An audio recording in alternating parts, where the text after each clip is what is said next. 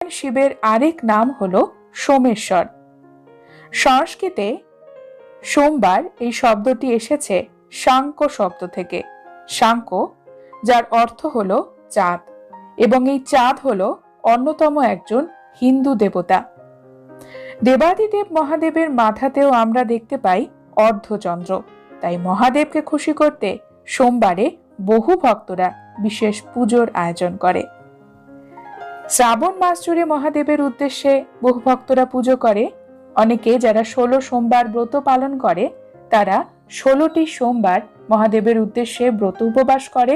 অনেক ভক্তরা বছরের প্রত্যেকটি সোমবারে উপোস রাখেন, পুজো করেন।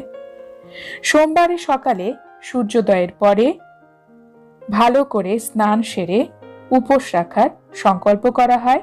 শুদ্ধ বস্ত্র পরিধান করেন ভক্তরা। অনেকেই সাদা পোশাক পরেন